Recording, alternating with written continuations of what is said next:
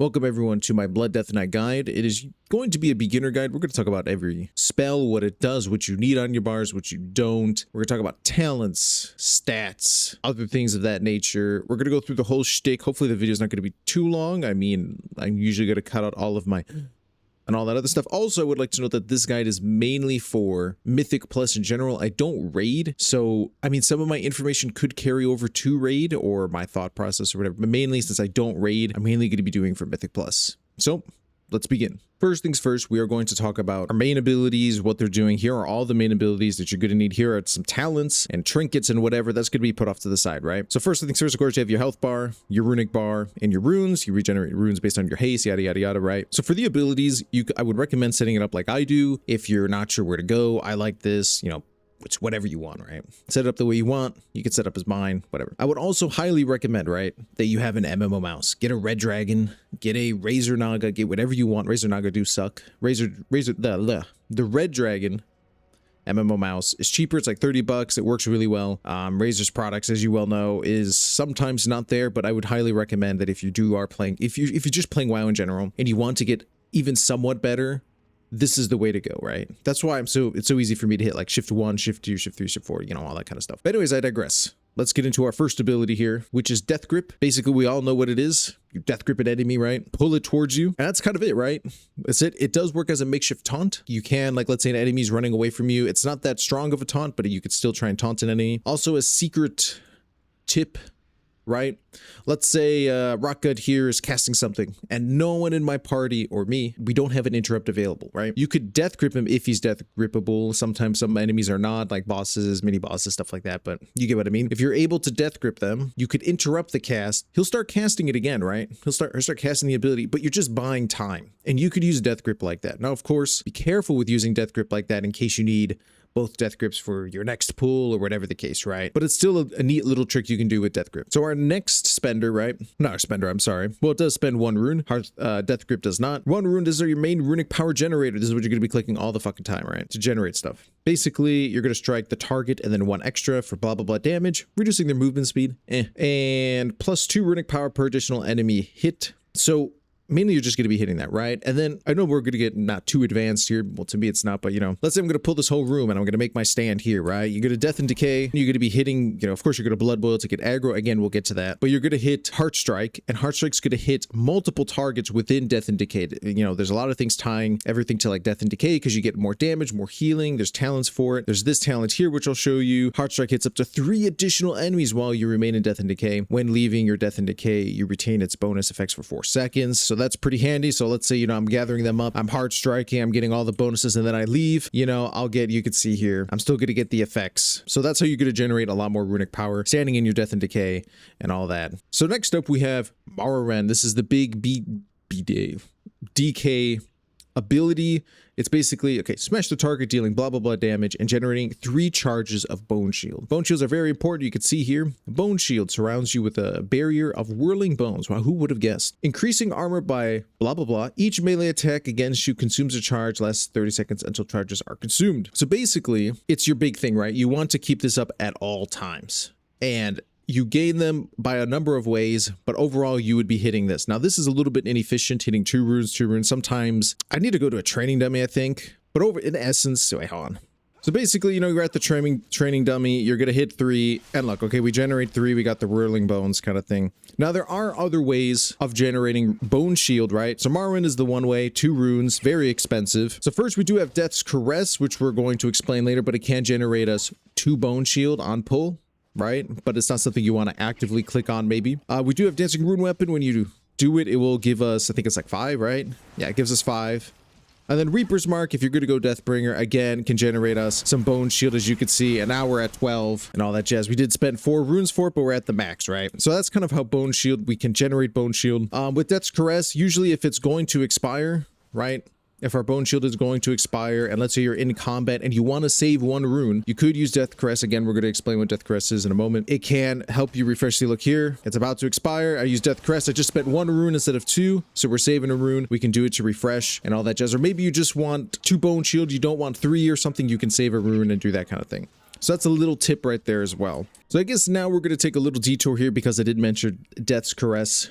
It is your a little pull from afar that's not death grip. Reach out with a necrotic tendrils, dealing blah blah blah damage and applying blood plague. Blood plague is very important here. We're going to get that to blood boil here. Applying blood plague to your target and generating 2 bone shield charges. Now, usually doing this on pull can help. So, like, let's say you're running to an enemy, you can death caress, you dancing rune weapon, and then you Reaper's Mark. Again, you know, that's how we could generate bone shield on pull. That's a main problem with blood decay in general, right? Is that you need to generate the bone shield charges on pull to become tanky, because you need the armor. It gives a haste buff, which we'll get into the talents. But then also you don't want to spend all your runes, right? Because you need to heart strike to generate to then heal. So you kind of see the whole, like, it's important to get what you want down first and so to speak. But again, we're going to show this all in pulling and doing the rotation, right? So don't worry about it. I'm not just going to throw this information out to you. But again, you want to keep bone shield up at all times. You want it above 5. I know I've taken a long time to get this because of this talent that you will 100% always take. While you have at least 5 bone shield charges, the cost of death strike is reduced by 5 runic power.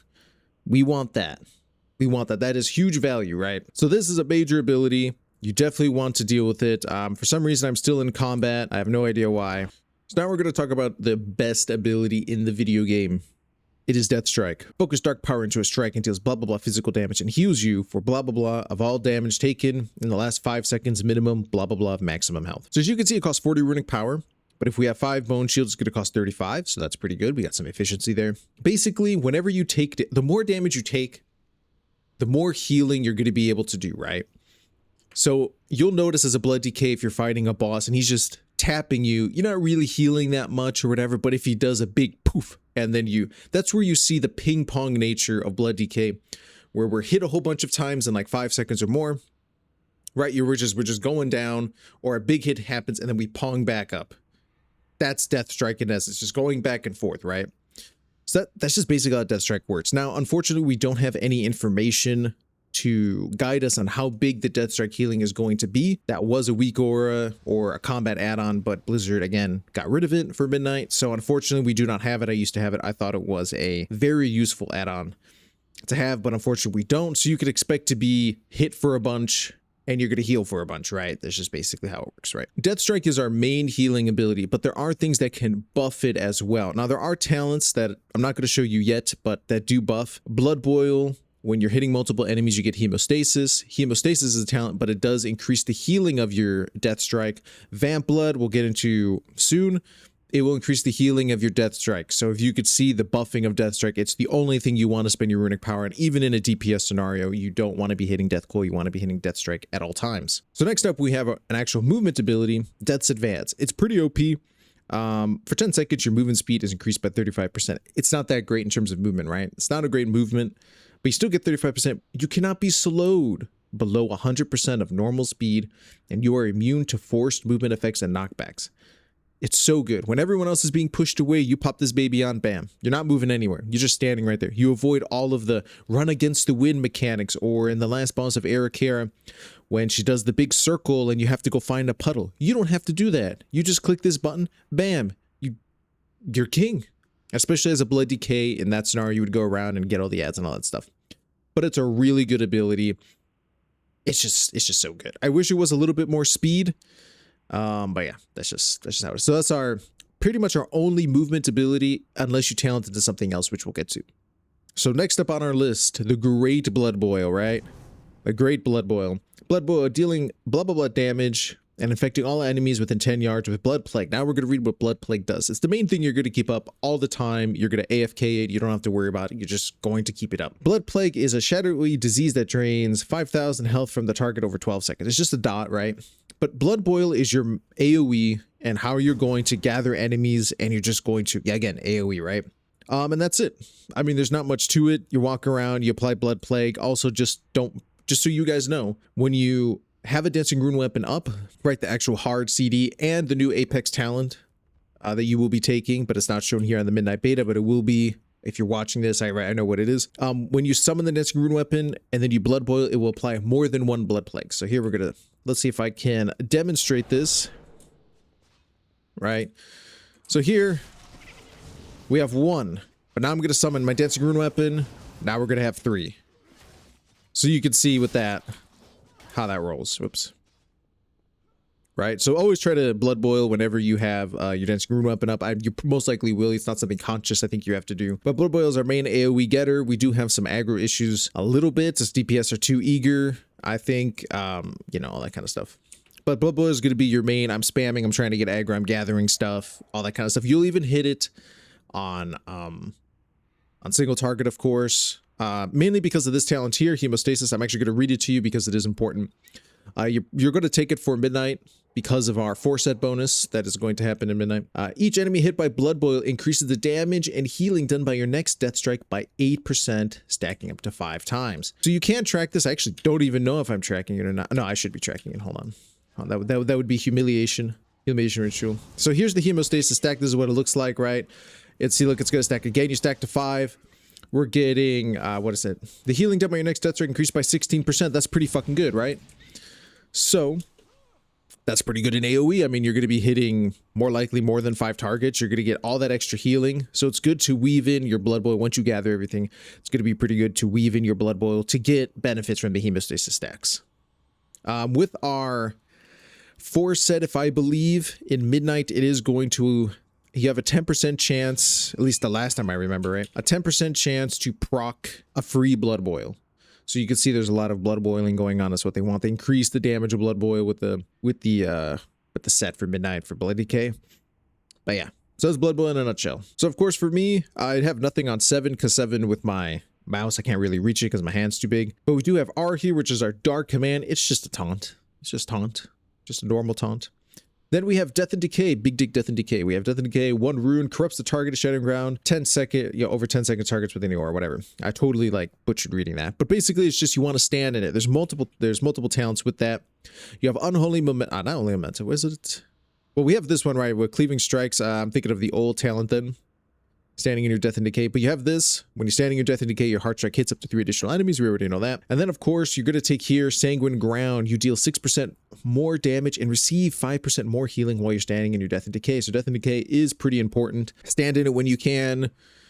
It's a priority, but everything else is a priority, right? If you want to see the macro, I will have it in the description below. Where the fuck is my macro? This macro will allow you to not see the reticle. You'll instantly be able to place it wherever your mouse is, your mouse cursor. So if you want that, I think that's really handy to do, but then you could fat finger it and you'll do all that kind of stuff. So it does cost 1 rune, but yeah. Next up, we do have a CC, Blinding Sleet. Basically just targets in a cone in front of you, causing them to wander, disorient for 5 seconds. Damage may cancel the effect. When blinding sleet ends, enemies are slowed by 50%. Just an AoE interrupt. The cone on it is shit. I don't know if I could actually show it here. Like, it's not that big of a cone. It really does suck, but it's some kind of interrupt, so you will be wanting that in Mythic Plus. Yeah, it does suck. The cone, you'll hear me complain about it all the time, that I think something's within the cone, but then it's not, and then I didn't interrupt. I'm like, well, that's a fucking waste. So I do believe that's pretty much it. We're going to get into defensives now.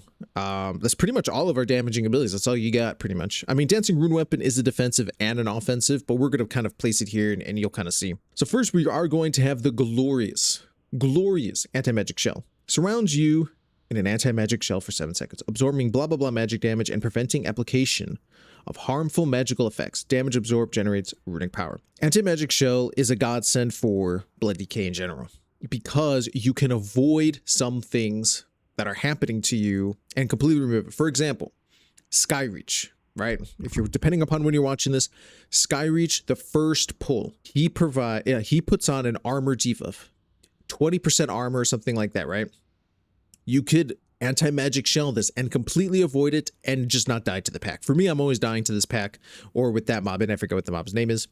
Actually, we probably could look at it here real quick. Skyreach, where's the beginning of the dungeon? I think it's this guy here. It's Sheer. It's this guy here. He's a real asshole. Shoot the target with strong gust of wind and blah blah blah nature damage and reducing their armor by 20% for 20 seconds. And then he does a blade rush. So combo with this, it hurts a lot.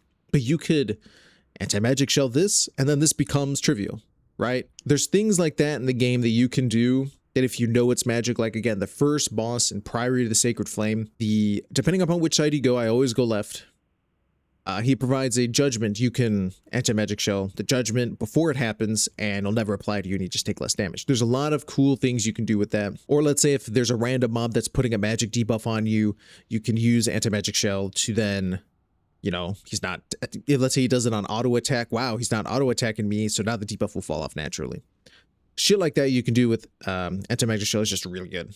So keeping an eye out for that and all these other like magical debuffs to avoid is really good with anti-magic shell. So of course we did talk about Death's Caress, right? But we're going to talk about Lichborn. It's not a cooldown anymore. Really, realistically, basically it just removes, here, you just read it. Draw upon unholy energy to become undead for 12 seconds, increase leech by 6%, and make you immune to charm, fear, or sleep. Basically you save it in case you randomly get feared, that's it. Now there used to be a talent here, this one right here, Unholy Endurance, used to make it to where you take 15% less damage. It's no longer the case. So basically it's just a remove of charm, fear, sleep if you ever get charm, fear to sleep, literally. That's it. That's literally all it is. Next up, of course, we have Anti-Magic Zone. It's our pretty much one of the only things we bring, right? It basically places a zone for 6 seconds, reduces the magic damage taken by party or raid members by 15%. Pretty self-explanatory. They increase the size of it. It's fucking huge. Stand in it. You could stand like right here. How far can you stand? Okay, so that's about far. So you could stand about like, well, it's gone now, but it's self-explanatory, right? You pop that when there's a big AoE magic happening. Use it all the time if you can, or use it as frequently as you think. In lower key levels, people will not fucking stand in it. We do have our interrupt here, Mind Freeze. It's just a normal interrupt.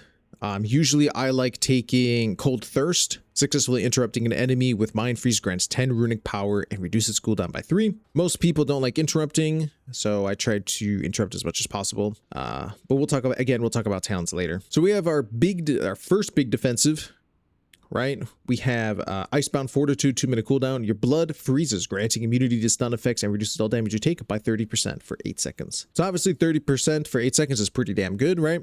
It's mainly the stun effects though. So let's say Operation Floodgate, the last boss, let's say a spark is coming towards you and it stuns you. You could use Icebound Fortitude to get out of it, or you could preemptively use Icebound Fortitude to not get stunned. You'll still take the damage, 30% reduced damage, but you'll just reduce, you won't get the stun. So that's pretty handy to do. Limited situations, but still really good to have Icebound Fortitude up for something like that if you know it's coming, or just to avoid it. But yeah, it's just your main defensive. It's a hefty 2-minute cooldown. All right, for our next, it's an offensive and defensive cooldown, right? So that's what I'm kind of putting in this category, because usually you're going to use Dancing Rune Weapon on pull, on a big pull, or a boss or something like that. You wouldn't use it in the middle of the pool or anything like that, right? But here we're going to have Dancing Rune Weapon summon a rune weapon for 12 seconds that mirrors your melee attacks and bolsters your defenses. While active, you gain 20% parry chance. So in reality, like I said before, you're going to pop Dancing Rune Weapon on pull because it gives you Bone Shield, it gives you the parry, and you get the extra blood boil, right? I'm sorry, the extra blood plague, right? When you blood boil. It's just all around good. You're going to be generating more runic power. You're going to heal. You're going to do all kinds of stuff, right? It's just the main thing you want to keep on cooldown. Like I said, beginning of pulls, boss fights, or, you know, you're using it in between boss fights. Like you always want to make sure, like let's say you're doing a boss and it's about to end, to potentially save your Dancing Rune Weapon for the next pull after the boss, if it's going to be a big pull or something like that. So it's kind of, you know, we don't have, unfortunately, Bone Storm or Tombstone. I think there are shit abilities, but overall, like I'm saying, the playstyle from Season 3, we won't have that much Dancing Rune Weapon uptime. There is the, depending upon when you're seeing this, again, it will be right here, the Apex talents. I think it may go over to, when we're going into that, may go over to beta to show everyone. You will have a 10% chance to spawn like Dancing Rune Weapon and stuff too. So we have less Dancing Rune on uptime, so using it correctly is important and all that jazz. Next up, we have the Big Dick, my favorite ability, and it's the one that helps out Blood Death Knight the most. Well, I like to think, but we'll read it. Vampiric Blood, 1.5-minute cooldown. Embrace your undeath, increasing your maximum health by 30%. Great. And increasing all healing and absorbs received by 40% for 14 seconds. Now, I don't know if this is actually did by this. There's an improved vampiric thing here. But overall, this is like, I need health. I need to heal. I need to heal through this. This is what you're going to click on. And when you are always going to take Red Thirst which are good to read here. Reduce the cooldown on Vampiric Blood by 2 seconds per 10 runic power spending.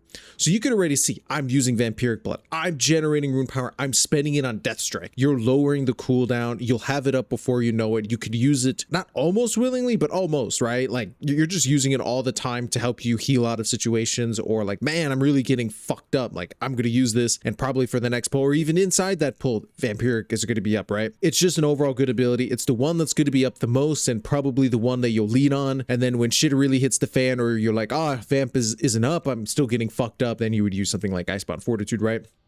Icebound Fortitude and Vampiric Blood are your two really big defensive cooldowns, are the main ones that you are using. We don't have anything else. So using them in the correct scenarios, or try not to overlap them like sometimes I do like an idiot, you know, just using them frequently. Just know that you can get Vampiric Blood up quite quick, very quickly, but Icebound not so much. So like I said, you're using Vampiric Blood, cool, it's done, or whatever. You're still getting hammered. You're like, fuck, then you're going to hit, you know, your Icebound Fortitude or something like that. Or sometimes you could go into a pull and do Icebound Fortitude first, do all that stuff. You're already taking reduced damage, all that kind of shit. It just depends, right? We'll talk about that in rotation and other stuff, but that's generally it. So now I do have one other thing on my bar that I didn't explain, which is raise allies. So Death Knights can raise, has a combat res. It basically costs 30 runic power. There is a talent here in Death Notes. Raise ally costs 30 less runic power if you don't want to spend the 30 runic power, right? I do recommend, no matter where your frames are, right now you can see here I have a little bit of text, which means it is a macro. This is the macro. It's a hover over macro. So show tooltip, I'll again put this in the description. It allows you just basically, instead of clicking on me, like let's say I'm dead, right? We'll just magically say that someone's gonna res me. Instead of clicking on me, they could just hover over me and then click the shortcuts or minus Shift F, and it will res them without clicking on the picture. So sometimes you may have a problem like, oh, I forgot to click, or I misclicked, or I clicked on something else, you know, that kind of thing. So that's always really handy to have, and that macro as well. I like that macro as well. Also, I actually forgot to mention real quick, I do have Dancing Rune Weapon on a macro, which kind of ties into some other things too. I actually have Raise Dead. So we're going to talk about some of these abilities here. I have Raise Dead on this because your Raise Dead is on the same cooldown as Dancing Rune Weapon, but also it's not on the GCD. So you could summon your Dancing Rune Weapon and your pet, your minute pet, at the same time without having to click on it twice or whatever, right? So as you can see here, I'll just show you real quick. So here, like bam, I just hit it. He wrote, like everything's rolling, right? I like it on that. It just stops me, you know, like I don't want to deal with any of that crap. It's nice tied to it. You don't have to if you don't want to, but I'll put that again macro in the description for people to use. So we're going to talk about the talents now, and we're going to go from right to left. I do have some here that are talented abilities. One is actually a trinket, a ratio, whatever. But we're going to talk about it. We're going to get there. We're going to do that kind of stuff, right? Actually, I just noticed that I'm actually in the way. I think we could finally put my ass over here. I'm sorry about that. But yeah, these are just I just put them there for this video. I don't normally have them there. We're going to now talk about, we're going to go from right to left. We're going to go down each row and kind of explain things or whatever. So Heart Striker, we already know what's already over here. Here we do have Bone Collector. When you pull an enemy, generate 1 charge of Bone Shield. Okay, cool. You know, we have to take it to come down. You're probably always going to choose Improved Vampiric Blood. It's just too good. You already have less cooldowns, right? You have less cooldowns. You just need it. You need the extra healing. You need the extra duration. Of course, we already discussed this. We ossuary, at least 5 Bone Shield charges, Death Strike reduced by 5. You need it. Additionally, your maximum runic power is increased by 10. So the little bar, instead of 100, it's 110 and all that. This one, Improved Heart Strike, does damage. Relish in Blood, while Crimson Scourge is active. So if you don't know what Crimson Scourge is, it's right here. Your auto attack, when you auto attack something with a Blood Plague, it has a chance to reset your Death and Decay for no runes. It will highlight when that happens, so you'll actively see and be like, oh, I should click on that. Yeah, you should. And drop that bitch down. This one just gives you some health per Bone Shield, and you gain 10 runic power. It's really ass, but I'll explain why I've taken it. I'll explain it. But we're just going down and explaining stuff. So that's that row. We do have Leeching Strike. This is an ass talent. I would never take it.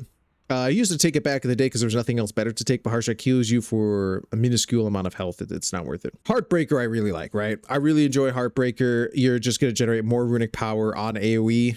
That's always nice. I like that. I take it. Foul Bulwark is definitely something that you will take. I mean, you just get that increased health with Bone Shield, and you're always stacking your Bone Shield. So of course your health will fluctuate a little bit naturally, but not too much. You're always going to try and have 5 plus 12, you know, up to 12 Bone Shields.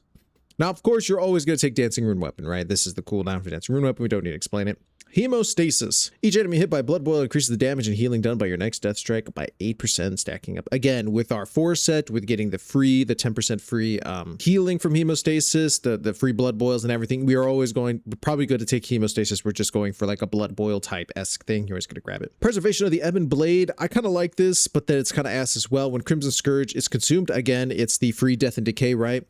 You gain 8% versatility for 6 seconds. That's kind of nice, but again, you're putting into 2 talents into that. Meh. I like it, but then there's other things that could be more nice, because when we get to max level, and since I played on beta, I really didn't have much verse, right? We really like versus Blood Decay. Again, we'll get into that. Yeah. So I was like, oh, 6% verse.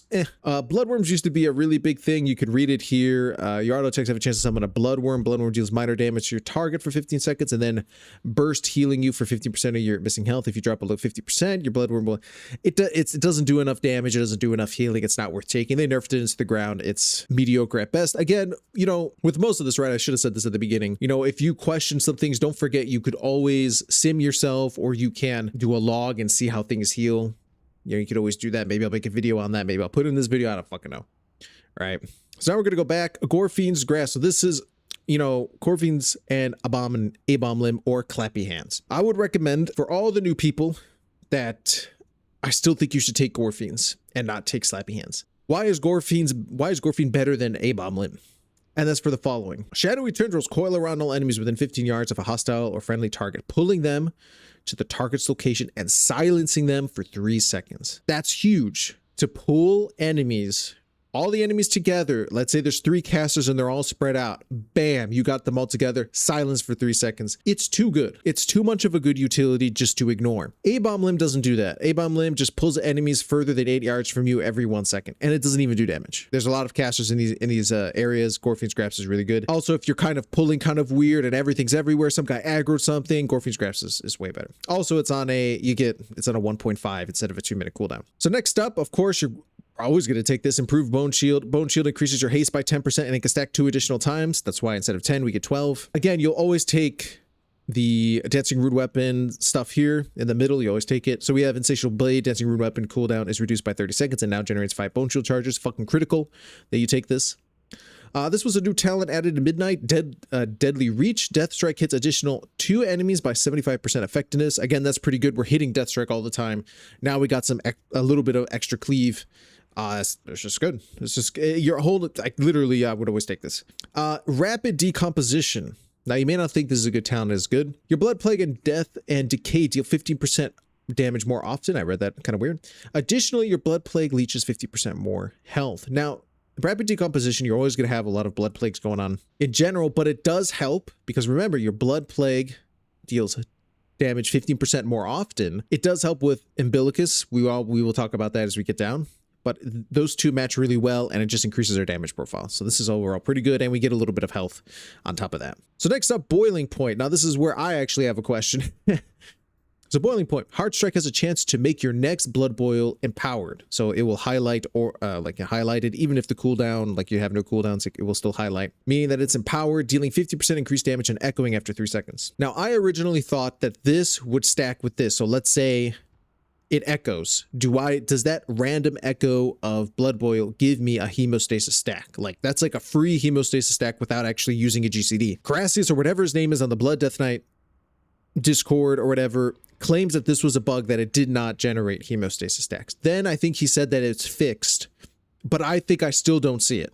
Like I have hemostasis up. At least maybe I didn't notice it. I believe it's still not working or not as intended, like to actually have hemostasis proc off this. I don't know. I didn't see it. It could possibly, but you're still going to take this anyways, even if it does or does not work, because it's still a free Blood Boil, free aggro for us, because that's kind of like a little bit of an issue here, especially when you have retarded DPS not waiting a couple seconds, right? Overall, still good talent, especially with all of the Blood Boil shit that's going on with our 2 and 4 set. Lifeblood. All right. So this is new talent. We have Death Strike heals for an additional 20% of its healing over 5 seconds. Overall on paper, I think this looks pretty good. but it's not. Okay. Let's say you do 6 million healing. 3%, 3 million of it will be overhealing, so it's useless, and then 3 million will have been actually healing you. Now, I'm not sure if they fixed it where Lifeblood doesn't consider other modifiers like Vamp. I don't know if it does Vamp, but I know it doesn't do Hemostasis or not. So it doesn't scale with the extra healing we're getting from Hemostasis, you know, Death Strike, you know, all that stuff. So you could weigh in on how much it really is going to. I think Lifeblood and Bloody Reflections could be used on higher keys. Like let's say 15 is, how would I use this in the season 3 or even pre-patch is too much in just higher keys in general, right? But then you could argue the defensive benefits of both of these, which we'll get into an actual build, right? Like just hold on a second. We're just explaining things, but that's Lifeblood in general, right? It's okay. It's not, it's some extra healing, but it's not. I think what they should do with this talent is any overhealing it confers to Blood Shield. That would make the talent like it more good and then make it effective with like extra off healing or whatever. But I'm getting ahead of myself. Of course, we have Everlasting Bond. Someone's one additional copy of Dancing Rune Weapon. You're always going to take it. Voracious, you're always going to take as well. Death Strike healing is increased by 5% and grants you 12% leash for 8 seconds. You're always going to take it. Blood Feast, anti-magic shield heals you for 100% of the damage it absorbs. This used to be, I think, baseline in like Cataclysm. Something like this where you could anti-magic shell and it would heal you off the damage. Now just don't take it. There's no point in taking it. Okay, so Plague Infusion. Your Blood Plague critical hits have a chance to reduce the cooldown of your Blood Boil by 25 seconds. Well, 0.25 seconds. More or less a DPS kind of thing if you're going to be stacking crit, which I would personally not recommend, but we'll get to that. It's okay. You just be Blood Boiling a lot. I mean, it's not a bad talent, but it's obviously a DPS, GCD kind of thing, doing that kind of stuff. Blood Reflection is a new one. While Bone Shield is active, while Blood Shield is active. So Blood Shield is when you heal, right? Blood Shield is when you heal, and then okay, I'll just actually have to read it so we understand. Each time you heal yourself with your Death Strike, you gain blah blah blah of the amount healed as a physical damage absorb shield up to 65% of your maximum health. It's actually 50, but I took the talent, so that's why it's like that. So it's basically like whenever you heal, you get a shield, right, of how much you know, physical shield, and that helps us kind of stay level a little bit, right? Bloody Reflection, the damage on it sucks huge dick, but I like the 15% extra absorb. So originally, if you don't take this talent, it's 50, but with this one, it's 65. Like I said, the damage on it's shit, but we get some benefit with Blood Shield. So combining these two, you got some defensives going on. But then it's remains to be seen at higher keys and higher levels if you can just avoid these altogether and do whatever the fuck you want. Or you should take them for extra sturdiness. I don't know. I feel like they're a little bit, I don't know. I'm not sold. You know what I mean? Like, I just can't be sold enough to be like, yeah, I'm locking in these towns. You know what I mean? But again, we'll go into the build in a second. Iron Heart, you're always going to take. Blood Shield duration is increased by 2 seconds and it absorbs 20% more. Again, Blood Shield, the mastery is one of our best stats. Always want it. Kind of stuff. Bloodied Blade, it's just a passive. Pairing an attack grants you a charge of Bloody Blade, increasing your strength. It's a complete DPS talent. You can read it there. It is currently not bugged anymore, at least of pre-patch and onward. So yeah, it's a good passive. I know this was in season 3 of the War Within. One Azeroth, aka Metro. I think he did a log. He did a log, and for a full key, it was up 50% of the time. So that's pretty good. So here we have Colonoscopy. That's exactly what it's read. You can't convince me otherwise. Enemies affected by Blood Plague take 50% increased damage from you, and Death Strike increases the damage of your Blood Plague by 10% for 15 seconds, stacking up to 4 times. So you can see a combination with this, and then we're about to get to Umbilicus. That's pretty good. We're always going to take it because we need to go down this tree. So right now we're going to kind of talk to all of these in bulk. So Blood Mist, I'm actually not going to read. Okay, do I have to read it? Okay, I'm going to read it. Oh, I'm going to read a little bit of it. These two are pretty much I would never take. So Blood Mist and Sanguine Burst were from Shadowlands, right? Obviously, when you cast Dancing Rune Weapon, you become enveloped in a mist that surrounds you for 8 seconds, increasing your parry by 5%. The 5% is like, and then you deal some damage every 1 second to enemies. Every time it deals damage, you gain 2 running power up to a maximum of 10. Deal damage. It's just, you're just doing damage, right? So whenever you proc Dancing Rune Weapon, you're just going to be doing some extra AoE damage and getting aggro, which overall sounds great. But then you're really going to take Sanguine, like, you really don't need it per se, right? It's almost like a wasted talent when you need to be grabbing other things that is going to give you more damage and more value for that 1 point. So then we have Sanguine Burst here. When Blood Mist ends, it deals blah blah blah shadow damage to 8 nearby enemies, healing you for 15% of the damage dealt. This damage is increased by 2% for every 1 runic power spent while Blood Mist active. Now that sounds really good, right? I thought it was really good. But here's the problem, is that you have to, like, I'm Dancing Rune Weapon, right? Oh my god, I'm gathering, I'm doing all this stuff. You have to Death Strike at least twice to get some kind of value to 1 to 3, right? You could probably fit into that window depending upon the pull. And then guess what happens? You're already death striked. So guess what? You're not going to be healed. And then the damage is mediocre. The damage is shit. So these two talents are really dead. Unless they like combine them and then increase the runic power, whatever, it's not good. You're wasting your time with these two. Next up, we have Sanguine Ground and Purgatory. Mandatory. Maybe you can get away with Sanguine Ground, but you need, well, actually, I take that back. You need Sanguine Ground to get to Purgatory, and Purgatory is the best talent. So again, you deal 6% more damage and receive 5% more healing while standing in your Death and Decay. We already have a lot of Death and Decay stuff going on. You're hitting more heart strikes, you're hitting more people, you're generating more runic power, and you're going to be taking more healing and doing 6% more damage. I don't like Death and Decay all that much because to me, it seems like a really old idea style of the talent. But yeah, but you needed to get to Purgatory. Purgatory is pretty much mandatory. Basically, it's a cheat death. As you can see, you're an unholy pact that prevents fatal damage, instead absorbing incoming healing equal to the damage prevented, lasting 3 seconds. If any healing absorb remains when this effect expires, you will die. So basically, this is how it's going to happen, right? Just to explain people, because I don't know if I'll be able to show it. Let's say you get hit, you're going to die. Purgatory activates. You have 3 seconds to heal yourself. Now, you can death strike out of this, and you can save yourself. Obviously, a healer can save you as well. So maybe, again, imagine a scenario. It's happened to me many of times where I'm going to do, it's just like casting, like if you're a mage or a warlock, you're going to cast something just before, you're going to stand in something really bad. You just got to get off that one cast and then you die. So I do that kind of shit all the time. So when like I want a blood boil to get more effectiveness on my death strike, I procced Purgatory. Death strike. And then when you go low, the healer may see, oh shit, he's dying. He's at 0, or I'm going to pump him full of heals. And you could see it's just too good of a talent to take. I don't know why. I had a comment on a video that said that I was stupid for taking Purgatory. And I was like, what? What are you trying to tell me something? Like, what the fuck? I should have screenshotted the guy's comment, but if he's watching this video, go fuck yourself. You're fucking retard. And then, of course, we're going to come back over here. Bloodshot. While Blood Shield is active, you deal 8% increased damage. Again, that's our mastery. Pretty good overall. Consumption, the new one. Okay, so again, I don't raid. Everyone apparently, as of this video, what is it? Right now, this is, I'm recording this portion, 128/2026, is telling everyone to take consumption. If you take consumption, you're gay. I do not find, we're going to read it.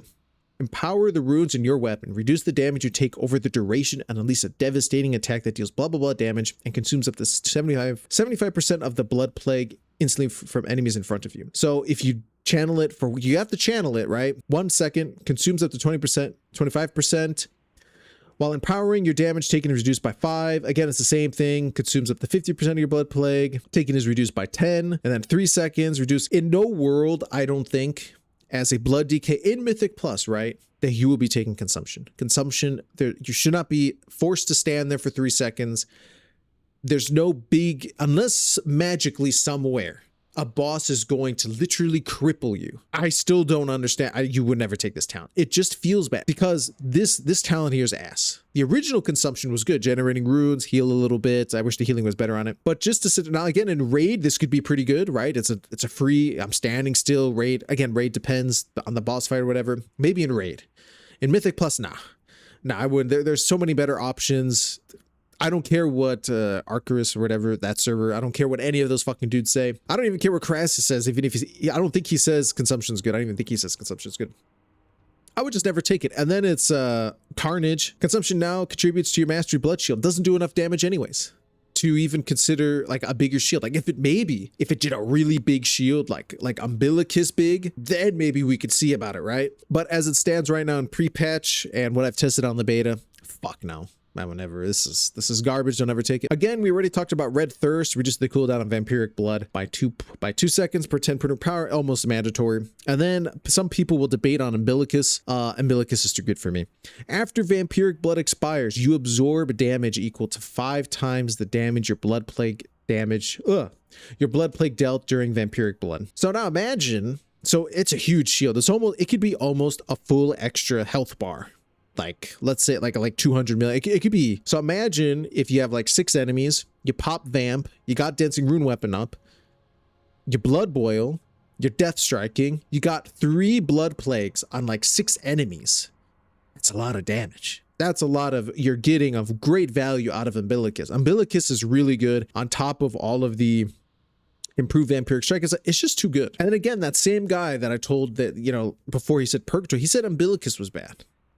Brother, umbilicus helps you like, oh man, vampiric strike's about to end. Bam, I got a big ass shield. I could last a little bit longer. I could adjust things and be like, okay, I'm comfortable now. You know, umbilicus to me is good. I've seen other people not take umbilicus. I would recommend umbilicus, but that's besides the point. So we went through the entire blood tree, talking mad shit. So what kind of talents would I choose? So Carasius recommends this. Hold on a second. Where is it? So this is the build here in the Blood Death Knight tree for Mythic Plus from the Blood Death Knight actual server that he recommends. Mainly what I would assume is that Lifeblood and Bloody Reflections don't offer enough defensive capabilities like to really warrant 2 points. And so you would want 30% increase on hard strike damage. And now that Bloody Blade is not glitched, you know, you just get extra damage out of that because blood decay damage is not that great. So that's kind of what he would suggest. I would agree. And like I said, I've been like dicking around on the Midnight, the pre-patch and stuff. And also I played a lot of the beta, did all of my 15s and shit. I mean, that's why, again, if you really wanted to get these two talents, you wanted extra healing, you wanted the extra absorb for whatever reason. Again, maybe in higher keys, you could see more value out of this, but in lower keys, I would probably do what Crassus did and did this. Maybe in a higher key, you could go for this to get the extra lifeblood healing and to get the extra absorb with blood shield. I could see that being something as well. Those are pretty much the only points that you'll be dicking around with. You wouldn't take anything else, right? You wouldn't take anything else. And you wouldn't take consumption. You could attempt to take plague infusion if you want, but I don't think it's necessary personally. So again, you could either go with this build, I think would work well for people, more DPS focus, and then you could go for them a little bit more defensive. It's unfortunate that we have to take Relish in Blood because it's not that great of a talent, but just to get that one to get hemostasis, because we do need hemostasis. But yeah, overall, those two would be my builds, and I'm pretty much going to run this build or the two builds. I'm going to run those probably all of Midnight Season 1, unless something drastically changes, which I will post in the comments, but yeah. So now we're going to talk about, again, we're going right to left. We're going to talk about what hero talent you should choose. I'm going to tell you guys right off the bat that you should choose Deathbringer. Saint Lane is just hard. I feel that it's more squishy, way more ping-pongy. It does more damage. I think I'm just bad, but also I think that with Saint Lane, you're really focused on your Dancing Rune weapon not uptime because you can't control it, but you're really focused on getting your Essence of the Blood Queen. I'm gonna go over the talents again, but to keep that stack up and using your Dancing Rune weapon. So when you're doing a big pull and you're trying to gather everything, make sure you're not dying, make sure you're stacking, it's a little bit too much, right? At least I feel, right? So that's why I recommend Deathbringer. Deathbringer will always be the more tankier version. So let's get into it. I'll explain again Saint Lane in a second, but I highly recommend all new people to take the hero talent Assbringer. I call it the Assbringer. So first we get Reaper's Mark, 2 runes, Vicious Slice into the enemy, dealing blah blah blah damage and applying Reaper's Mark. Each time you deal shadow or frost damage, don't worry, there's a lot of things here that convert our blood damage into shadow frost. You don't need to worry about it. Each time you deal damage or frost damage and add a stack of Reaper's Mark. After 12 seconds of reaching 40 stacks, the mark explodes, dealing blah blah blah damage per stack. Reaper's Mark travels to an unmarked enemy if the target dies. So we're going to show that, but we're going to read the rest of the talents first so you can see what it does and we can explain it more. So we're just going to go here. Reaper's Mark sends forth a burst of shadowy energy. Basically, it just sends like, you don't really need to worry about this. As soon as you click Reaper's Mark, so I usually have Reaper's Mark here on F. I usually have Gore Feeds on that. And oh yeah, I forgot. We're going to talk about that later. But I usually have it on F. It just sends a little wave forward. You don't have to worry about it. It's just extra damage, right? They can add some crit here. Wave of Souls critical strike causes enemies to take 5% increased shadow frost damage for 15 seconds. So you don't have to worry about it, but maybe if you want to line up stuff better, you could, and you know, maximize that, but I wouldn't worry too much about it. We also have Blood Plague, Withered Away talent. Blood Plague deals its damage 100% faster, and the second scythe of Exterminate applies Blood Plague. We'll talk about the scythes in a second. Blood Boil deals 10% increased damage and is now Shadow Frost damage. Shadow Frost damage applies 2 stacks of Reaper's Mark and 4 stacks when it critically strikes. These you're going to be taking at midnight when we're leveling and stuff, but this one does Frigid Resolve. The effectiveness of Permafrost is increased by 100%, and Exterminate grants Permafrost equal to 10% of the damage dealt. Permafrost, your Permafrost is right here. If you don't want to know where in the trees, you actually have the talent for it, but we'll read it here. Your auto attack damage grants you an absorb shield equal to 40% of the damage dealt. It's not that much of an absorb for an absorb. Oh, holy shit. It's all right. You don't have to really this talent is pretty much dead if you don't take permafrost, but like if you don't take it, it's not something really that big. It's not that much shielding. It's extra shielding, but it's not so much so. So like, again, if you wanted to go for like a really tanky build, you could put something in permafrost and it's just more passive shielding. But it's not, it's kind of shit. But so the second row, when Reaper's Mark explodes, it deals 10% of the damage dealt to nearby enemies. Okay, nice, some AoE stuff. Grim Reaper. Reaper's Mark initial strike grants 3 charges of Bone Shield. So whenever you click Reaper's Mark, you're getting 3 charges of Bone. Pretty good. Pretty good. Again, Aspringer in general, for everyone, is the auto Bone Shield manager. It's so good. You don't have to worry about it. With Saline, you have to worry about it a lot more. With Deathbringer, you don't have to worry about Bone Shield stacks ever again.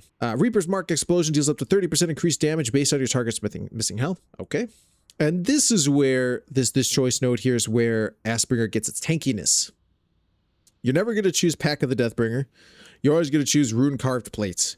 Each rune spent reduces the damage you take by 1.5%, and each rune generated reduces the physical damage you take by 1.5 for 5 seconds up to 5 times. This is fantastic. This is a fantastic talent. It adds so much more tankiness. I honestly think it should not even be here. It should be somewhere in this tree. Be very interesting to see how that would pan out, but whatever the case. It's here. You're always going to grab it. It's what it is. Deathly Blows. Death strike damage increased by 5%. Okay.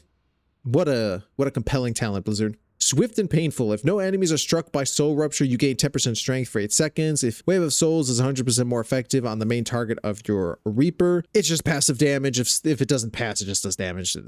It's nothing to worry about, I don't think. All right, we're going to redo this one part here. There's going to be some explaining I need to do. Here's the explanation. So I think I already explained this. We're going to ignore everything at the bottom here except these 3 talents here. So whenever you Reaper's Mark, it applies a debuff and you're doing damage. Then it's going to allow you to click Morrowind twice, and a big 2 sites are going to come out or whatever, but it's going to make Morrowind cost 1 rune, which is great. You're doing big AoE damage. You're getting 3 Bone Shield stacks, right? So that's basically what Exterminate does. If you take Reaper's Onslaught, you'll only get to click Morrowind once. It'll cost 1 rune and to do a scythe, but the cooldown is reduced. I think, I'm in combat. So now we're going to take this talent. So right now it's a 45 seconds and now it's 30 seconds. So you'll be able to Reaper's Mark more, but you're just losing out on 1 scythe. So that can be pretty good if you just want to get it out faster and click on it more. Because we have this new talent, which you're going to get at level 90, is Echoing Fury. When you cast Dancing Rune Weapon, you're going to get a free scythe, a free Morrowind that's 1 rune and does a big scythe. That's pretty good. So you could see how you would want to take both of them, right? Or if you don't, you could always take Dark Talons and you can get the increased cooldown, the 45 or whatever, 40 second it was, and 2 scythes, and you still get the 1 free here. So it's just a matter of just choice and preference. In reality, though, the Echoing Fury is pretty good. So I don't know. I think I would choose right now in Midnight pre-patch. I would choose Dark Talon and to get the double Morrowind procs, right? But I think though in the higher in going into Midnight, I would probably choose Reaper's Onslaught since you're getting the free Echoing Fury here. Just preference or whatever. But just know that there is that option. That's the kind of play on what you're doing here. We do have Swift and Painful. If no enemy is struck by Soul Rupture, this is Soul Rupture. You gain 10% strength. Wave of Souls is 100% more effective on the main target of your Reaper's Mark. Okay, just more damage. We already explained this. I didn't explain Dark Talons. Dark Talons, it just basically increases your where is it? Your Icy Talons. Morrowind and Heartstrike have a 25% chance to grant 3 stacks of Icy Talons and increases maximum stacks by the same amount for 6 seconds. Runic Power spending abilities count as Shadow Frost while Icy Talons is active. This is Icy Talons. Basically, you just attack faster, right? So you can do that. So there's some synergy here. Again, we'll get into the side of the tree. We have Gloomward. I'm surprised I didn't actually put 2 in here, huh? Absorbs are 30% more effective on you, right? That's pretty good. You'll take permafrost. Your auto attack damage grants you an absorption equal to 40% of the damage dealt. You're attacking faster with icy talons, and and then you got this one where it has a chance to stack double, and then you got frigid resolve with permafrost. You see how there's some synergy there. So keep that in mind when making your decision or whatever the case you want, right? Echoing Fury we already talked about, and then this last node, Death's Messenger, reduce the cooldown of Lichborn and raise it by 30 seconds. Yeah, just take that. The other one, when enemy deals direct damage to your anti-magic shell, their cast speed is reduced by 10% for 6 seconds. And that's pretty much Aspringer, right? I would, again, choose Aspringer overall. Like, again, I would tell everyone, always send Reaper's Mark. There's no, like, special spot to hold it. Just send it. Just send it. It gives you damage. It gives you free bone shield stacks. It just gives everything. Just hit the fucking thing. So now we're going to talk about Saline. Saline. I actually love Saline as much as I just bashed it.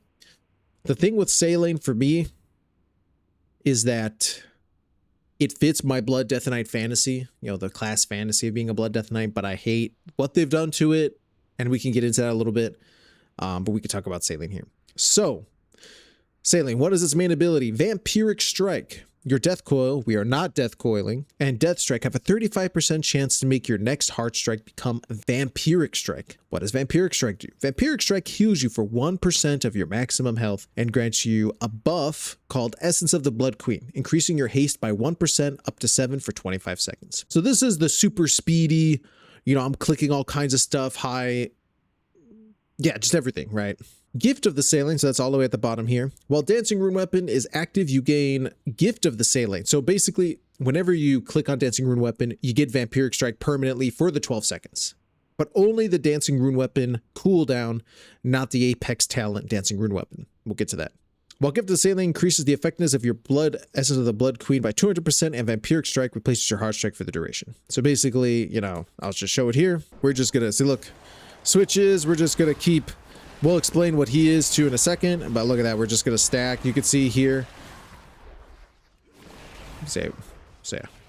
So that's what Essence of the Blood Queen does, right? And then you can see it went away when my Dancing Rune Weapon went away as well. So we're going to go down the list here. So we explain what Vampiric Strike does in this. So we're going to go from row to row. Here, you could choose between increasing your speed and your speed of allies, right, with Vampiric Speed, or you can choose Newly Tuned, raise an ally, revives players at full health, and grants you and your ally an absorption equal to 20% of your maximum health. This is one I would honestly, okay, I would take the speed because Death Knight needs speed, but you have so many, like, you res someone, oh, this spot that I res them in becomes hazardous, and they res in there and they die at like half health. So this could help with that and shield them from like a what the fuck moment. So you would just take this one. I think this is the best talent here. But though if you're in a coordinated group or something like that, you could probably do a Vampiric Speed. I actually read it as Vampiric Seed. They did create this new node here, Desecrate. Death and Decay has a chance to collapse whenever it damages a diseased enemy, dealing blah, blah, blah damage. And instantly granting you its bonus effects for the remaining duration. It's not that good. Not that good. You're always going to take Blood Soaked Ground while you are within your Death and Decay. Again, we got all these buffs with Death and Decay. Your physical damage taken is reduced by 5%, and your chance to gain Vampiric Strike is increased by 5%. Again, you want to increase the chance of getting Vampiric Strike to refresh your buff. And also you're taking 5% physical damage, less physical damage. That's pretty good. The next one, a choice node, we have Vampiric Aura. Your leech is increased by 2%. While Lichborn is active, the leech bonus of this effect is increased by 100%, and it affects 4 allies within 12 yards. Don't take this. Just don't take it. Because Bloody Fortitude is way better. It's a passive. Well, they're all passives, but Icebound Fortitude reduces all damage you take by up to an additional 20% based on your missing health. Killing an enemy that yields experience or honor reduces the cooldown of Icebound Fortitude by 3 seconds. Again, pretty good. You're low HP. Bam. You got a big fucking cool that just enhances Icebound Fortitude. Pretty good. Again, you'll grab these in Midnight. Thrill of Blood. Essence of the Blood Queen increases your mastery by 0.2% per stack. Again, really good. Self-explanatory mastery. All of that. Infliction of Sorrow, next row. When your Vampiric Strike damages an enemy affected by your Blood Plague, it extends the duration of the disease by 3 seconds and deals 20% of remaining damage to the enemy. Again, overall pretty good. With Saline, it's all about Blood Plague, extending your Blood Plague, like not just like, when you Blood Boil, you refresh it or add a Blood Plague. It extends the duration. That's pretty good. Because then imagine if you have Dancing Rune Weapon, you got 3 Blood Plagues on an enemy. even like a boss or something, and you extend them for a really long period of time. Frenzied Bloodthirst. Essence of the Blood Queen stacks 2 additional times and increases the damage of your next Death Coil and Death Strike by 6%. Again, please don't Death Coil. This is shared with Unholy, I forgot to mention. So Blood Beast. So you just saw that big monstrosity come out.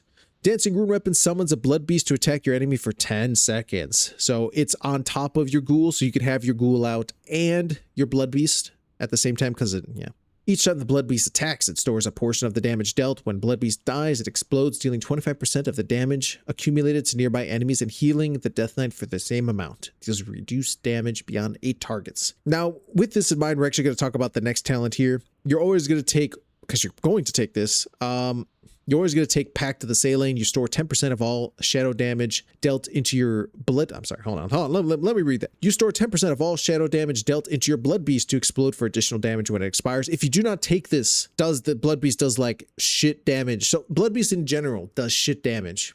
It's a nice AoE if you time it right. If you really like focus on it, you can get a lot out of it. But without taking Pact of the Saline, it doesn't do much damage. I did a comparison for myself, and yeah, you really need this. Now, of course, the other one is Sanguine Scent. Your Death Coil and Death Strike have a 15% increased chance to trigger Vampiric Strike when damaging enemies below 35% health. Could help you if you're having trouble keeping up your Vampiric Strike or something like that. I would choose this. You need that extra damage for the Blood Beast. Next up, we have Visceral Strength. When Crimson Scourge is consumed, you gain 12% strength. Again, just more damage. More damage, right? This is a new talent they added for Midnight in Inevitable. Blood Plague deals up to 30% increased damage based on the target's missing health. Again, this helps.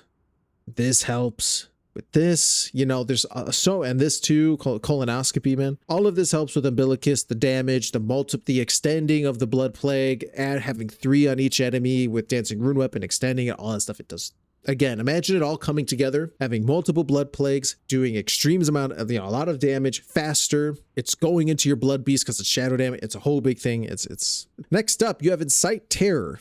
Vampiric Strike and Heart Strike cause your targets to take 1% increased shadow damage up to 5% for 15 seconds. Vampiric Strike benefits from Incite Terror at 400% effectiveness. It's just basically a stack, right? It's a stack that you will stack naturally. It's not something you more or less have to worry about, but you can see here, I just hit a Heart Strike, and here we go, we have 1. You will gradually increase, right, this over time. Of course, you want to get to 5 as much as possible, but now, also it does affect, again, with Vampiric Strike, it stacks Incite Terror. You're going to be hitting multiple people with Cleaving Strikes and Death and Decay, all that good stuff. You're going to be hitting a whole bunch of people with it. They're taking more damage. What is there not to like, right? It's just something passive that you'll gradually keep up, right? And then last but not least, we already did these two, is Transfusion. Vampiric Strike increases the damage of your next Dancing Rune Weapon by 20% for 20 seconds. Multiple applications may overlap. So yeah, just increase. This is mainly for, again, the Apex talent that's not here. The Apex talent, you have I think it's like a 10% chance, like the actual number, it won't actually tell you. I think the Apex talents will say the one that matters is that you have a chance per rune to summon a Dancing Rune Weapon for 5 seconds. And I think that chance is 10% per rune. So this just helps with increasing that damage and, your actual Dancing Rune Weapon, all that shit. But that's Saline in general. You could use the same build to my right here, the same thing for this, or if you really wanted to, like I said, imagine with all this damage, right? You're doing all this damage and you're going to take, again, Improved Heart Strike does stack with Vampiric Blood. Imagine if you did this, look at that. You're going to be doing a lot of damage with that. All right, this is going to be me kind of being of Nubitis. That's not something you want to hear when you do a guide, but I don't know if you get like an extra point or two when we are level 90, because right now we're level 80. I don't remember. But overall, this is what you would choose. There's a few differences, and we're going to talk about that. I don't know if we're going to actually read every one, because I guess as I did the others, I'm going to do it as well. You're obviously going to take all of these, and you're going to take these first 3. There's not much to read here, but of course, okay, I'll just read it. Fuck it. Okay, this is going to be a long ass explaining all the talents. Holy fuck. Whew. Okay. Runic Atonement is how I read it. Auto attacks have a chance to generate 3 runic power. Again, icy talents, you're generating a shit ton of runic power. Not shit a ton, but you got passive. Again, increased death strike cost, reduced death strike cost by 5, and it's healing by 5, and we already got Cleaving Strike. So you're going to immediately take that. This next row, you're going to take Mind Freeze, it's your interrupt. You're going to take Blinding Sleet, it's your, Yeah, it's your AoE interrupt. You're going to take Gloom Ward. I don't know why I don't have 2 ranks in this actually at the moment. Please don't hate me. But you're going to take 2 Gloom Ward. I would assume you need this absorb stacks with Frigid Resolve. It stacks with your Mastery. It stacks with Ironheart. So yeah, you want that shit, man. Next up, this is our movement tier. I'm really sad that both of these are together. I usually take them both on Season 3 of The War Within. This just gives Death Advance an additional 25 movement speed over first 3 seconds, so you just go a little bit faster. I recommend choosing Wraith Walk. Watch this. We're gonna... Oh shit, damn, I forgot. Locked my bars. Bam. Wraith Walk is superior because it's its own separate another movement ability, but we'll read it here. It's channeled, so it'll just look like this. You can see it's channeling right here. Any kind of attack will disable it, just so keep that in mind. But we're going to read it here. Embrace the power. It's on a 1 minute cooldown too. Embrace the power of the Shadow Lance, removing all root effects and increasing your movement speed by 70% for 4 seconds. Taking any action cancels the effect. While effective, your movement speed cannot be reduced by 1/7. Just for the fact of removing all root effects, so good. So good in and of itself. Sometimes you'll find yourself rooted, or you're like, what the fuck? Or even just general movement. It's too good. It's too good to take. You have to take it over that, in my opinion. Of course, we're going to take Unholy Momentum, increase haste by 4%. Yeah. So control undead, it's mediocre, right? Basically, you can control an undead up to like 5 minutes or whatever, right? It's just a little bit extra damage. Sometimes when you had a really powerful enemy that you can use this on, what's that one dungeon? Hold on.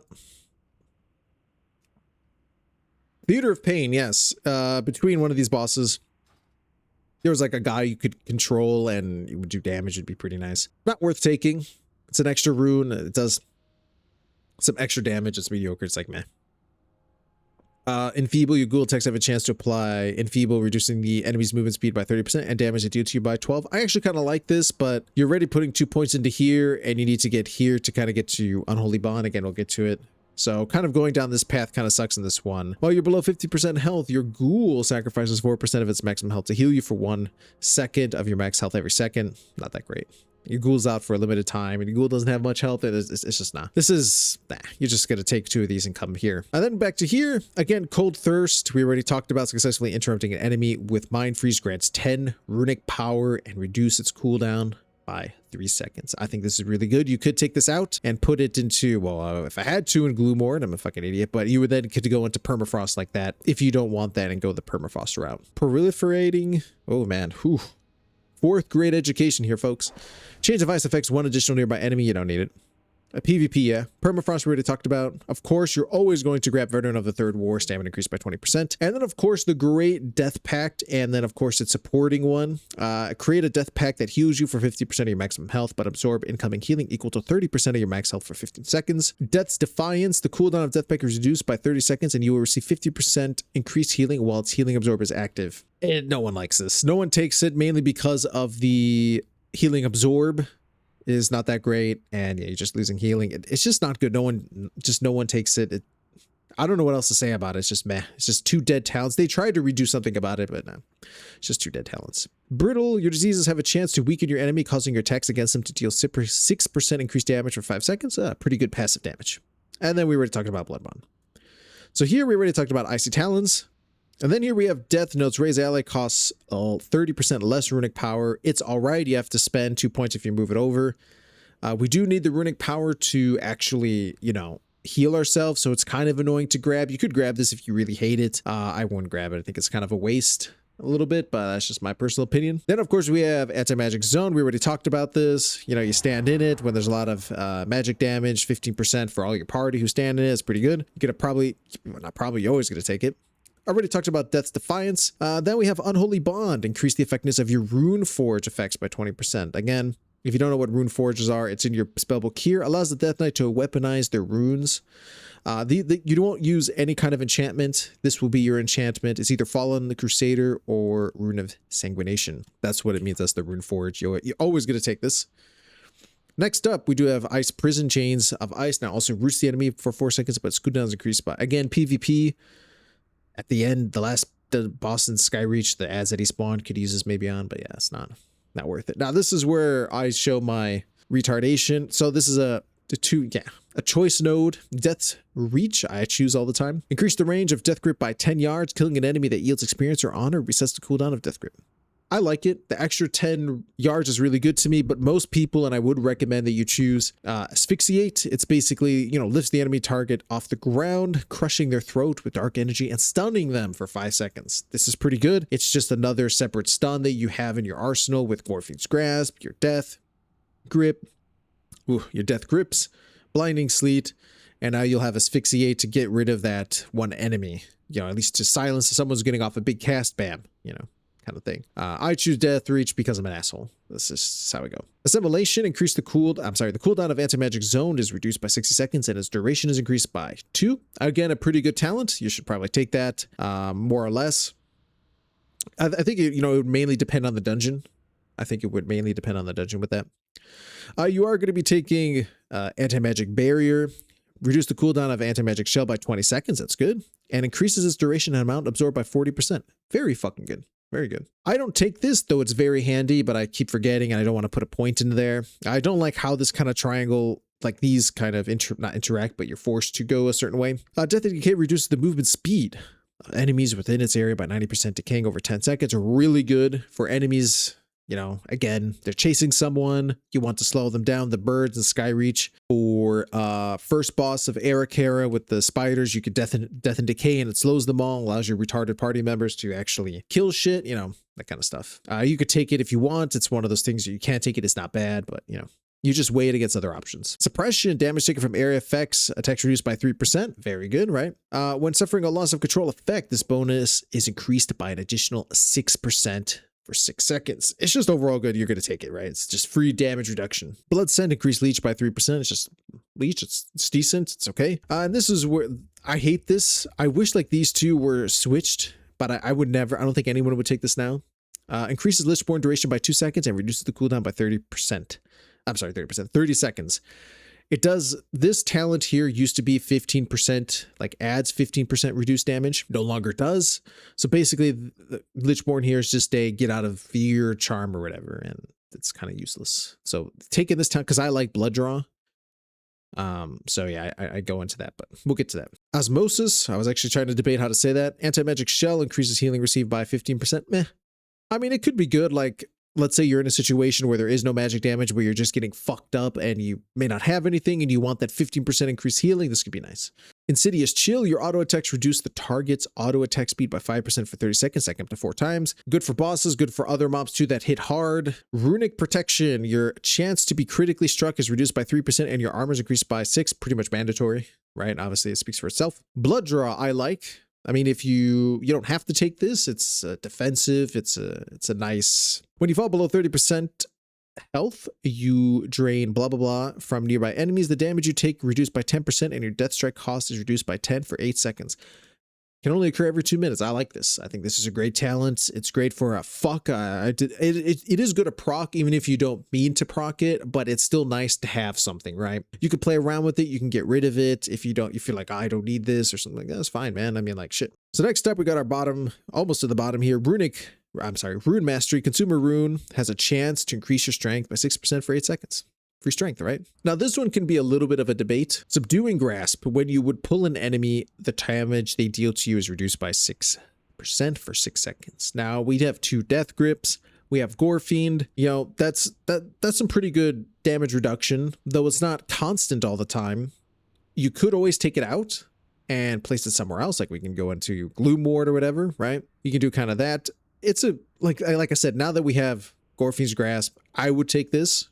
But again, you could just play around. You could play around with it and put it somewhere else, or you want it in Blood Scent, you want it in Grip of the Dead. I mean, just play around with it, right? Will in the Necropolis, pretty much mandatory. Damage taken below 30% also reduced by 35. That's pretty good.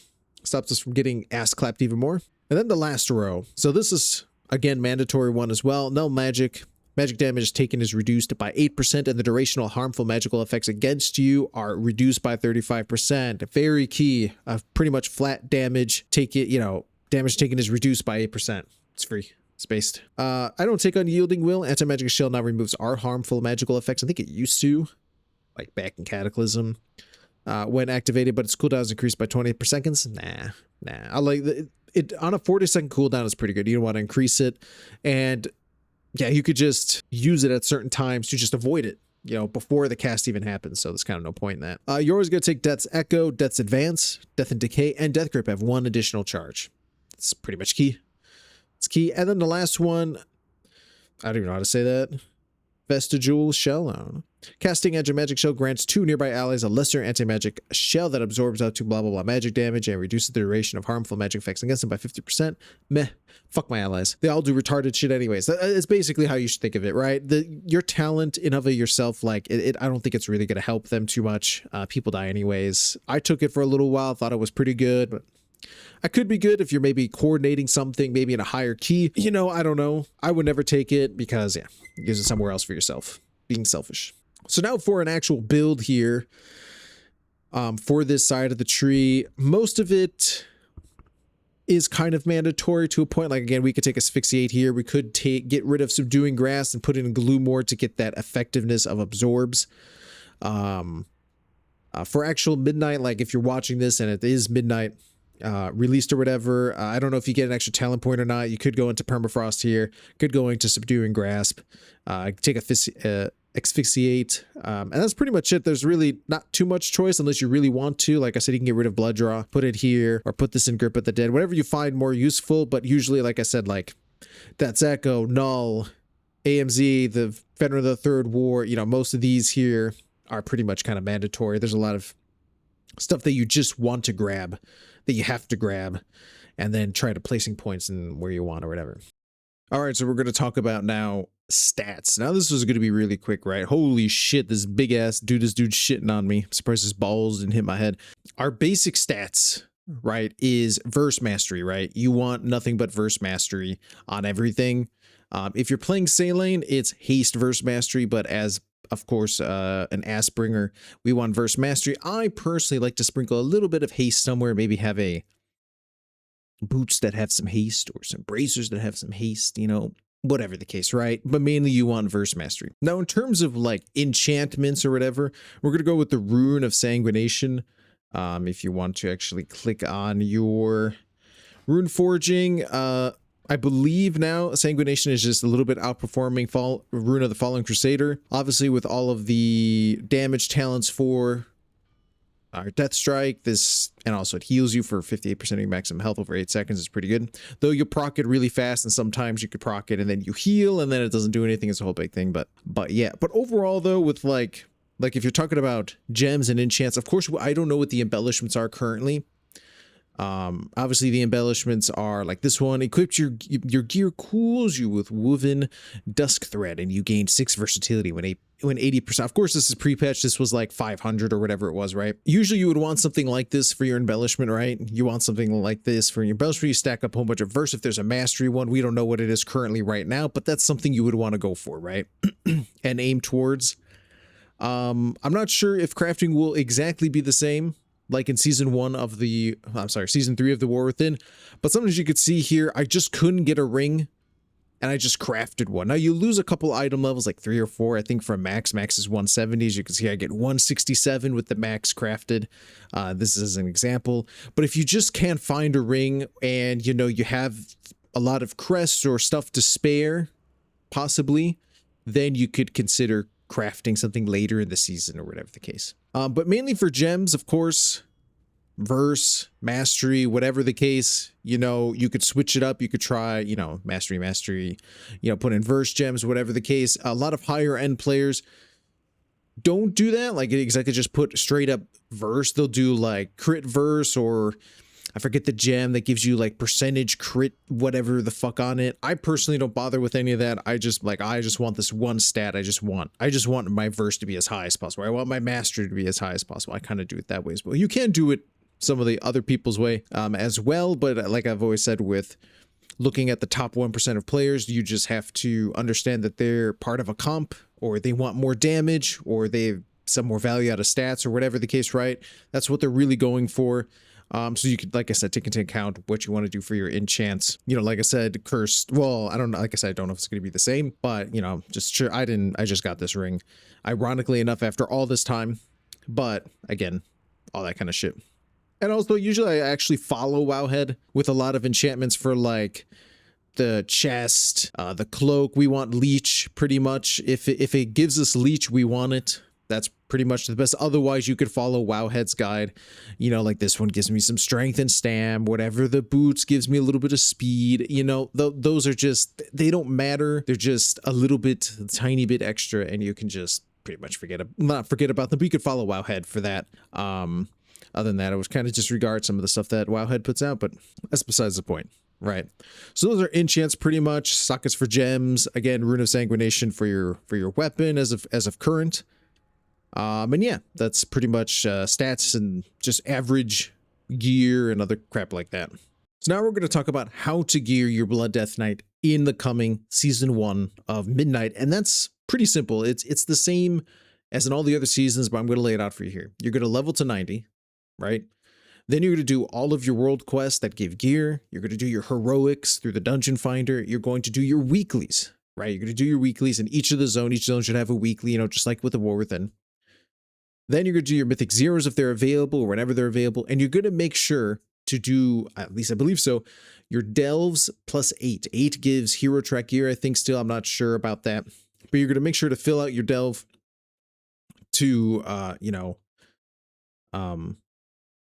you're going to fill out the delve because you'll be able to do the 8+ delve, and then season 1 starts. So let's say this week, there is no like season 1, but you can do the delves. You get a free hero track piece of gear. Then when the season starts, that's the Tuesday resets. Guess what? You got a vault and you have some good armor waiting for you, so you can go into season 1. Now, when you jump into season 1 of Mythic Plus in Midnight, you are going to try to do a 10 as fast as possible. You're going to work towards getting it. You want to at least complete 1. I would recommend trying to complete as many as possible. I know I will as well, because it's going to give you myth track gear. So then when the first, vault of the season starts, you would have the myth track and you're ready, one step ahead of everyone. And basically from that point on, you want to be filling your vault with 10s plus or whatever the case, right? Obviously you want to save your crests. Obviously there'll be crest cap, so you want to save your crests each week or whatever for your myth track pieces, or save them for upgrades. Not upgrades. Save them for crafting pieces, either the embellishments, whatever the case, right?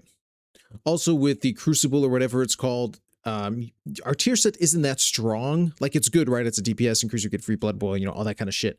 But it's not like, oh my god, it changes my spec, it makes my spec like completely come alive, it changes everything. It's not really that. So try to save your Crucibles, obviously, for myth track items, because you know that they're going to stay there for a long time. It's your hands, your legs, head, shoulders, and chest, right? You want to make sure that those items are myth before you convert them, so you just save your time and save your resources and be a little bit more better like that.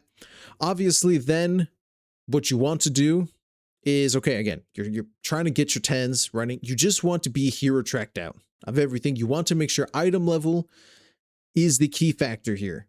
You want to, at the beginning, item level is everything. Then once, let's say you have all hero track, you can only get myth track in the vault. Then you can farm a certain dungeon, right? You can be more specific about what pieces you're farming for, and then you can be really picky about, oh, I'm gonna get these boots. I have a hero track boots, but these are verse mastery. These, you can be really picky. That's when you start to be picky. But overall, you want item level first, and then again, item level first, then you could be picky when you're pretty much maxed out on hero gear and stuff. And then you could just work on farming 10s, your score, and all that jazz. Hopefully that made all sense. That's pretty much how you would gear. It's nothing too special, too hard. It just requires a lot of time, right? A lot of farming, a lot of bullshit. That's just the WoW nature. It just is what it is. Now, of course, you can do like, as this guy again with his big ass Dragon Ball Z, is you can stack. You could probably find some people, or you could invite and start groups with other plate wearers. You can get warriors, other DKs, and change gear. Though you do have to be careful. If it is an item level upgrade, you won't be able to change it even if you don't want it. So there's that in mind, but you can do that, trying to get out some better gear, which a lot of people will be doing when the season's live. But yeah, that's pretty much, at least hopefully I didn't leave anything out. Probably as I rewatch this, I'll think of something that I should have said here. and all of that. For trinkets though, in the season one, I'll just add this real quick. The trinkets, most of the dungeon trinkets are ass. I don't know which one is going to be good. There is a delve one that looks like a shell, gives a really good shield and verse. I like that one. But most of the best trinkets this season is going to be from raid, which is unfortunate for me because again, I don't raid, but if you do raid, you can go and get those trinkets for yourself. So for races, for the Blood Death Knight, they're pretty much, you can play anything you want, right? You could choose anything you want. It does not matter whatsoever. There are some advantages to two races in particular, which is Dwarf because of the stone skin, whatever it's called. It basically can remove poisons and bleeds and other shit like that. And I think it may even give you a % damage reduction. I'm not too sure about that one, but overall, this one's really good in dungeons. It allows you to, again, remove shit. And the next one is Night Elf, of course, because you can shadow meld and do special skips where everyone runs together, you know, like, you know, you gather something, you all run, and then you shadow meld or something, shit like that. It's really high-end kind of stuff. That's why Vengeance Demon Hunter has that extra bit because of that. Other than that, besides those two, I would maybe recommend if you really wanted either one of those two, or you can go with Worgen or Void Elf. Now, the reason I say Worgen is because of Dark Flight. Again, more movement, but we all know Worgen look like ass. So you don't have to. It's a suggestion if you want more speed. Worgen can be that way. Void Elf, you can choose the, because Void Elf have the spatial shifts. It's up here. You know, it's not that great, right? You have to let it fly away. It's a 3-minute cooldown. I think Dark Flight is better, but I absolutely hate looking at Worgen. But that option is there if you want to. Void Elf, again, something like that for extra movement. Putting all this aside again, just choose the race that you want to look at. Just choose the animations you enjoy or what the armor looks like, all that kind of stuff. It doesn't matter too much. It's just, yeah. In terms of add-ons, there's only really two that you need: Plater and Mythic Dungeon Tools. I mean, again, add-ons are gutted right now, and it's just pretty much flavor what you want. But of course, you need Plater so you can, again, customize the way that all of these look. You definitely need them. What they have right now is just not good.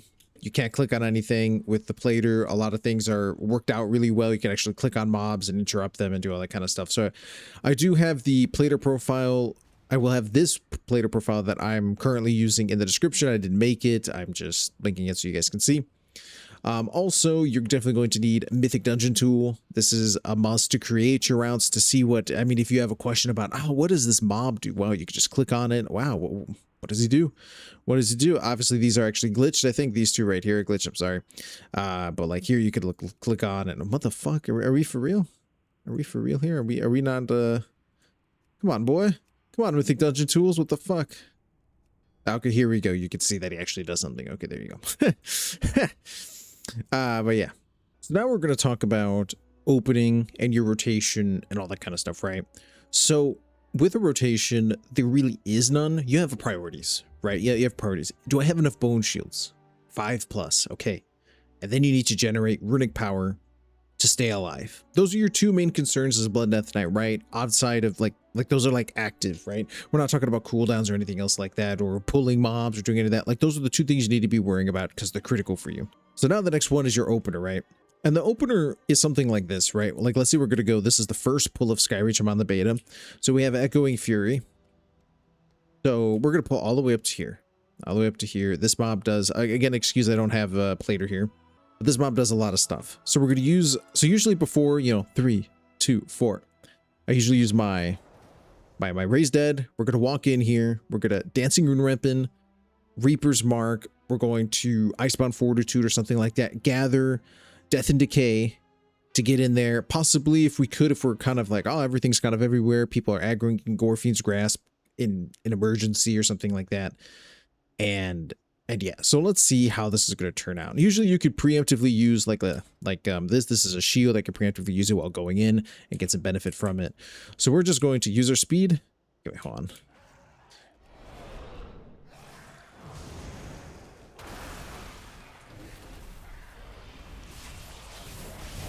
And you can see here now I'm going to focus on staying alive.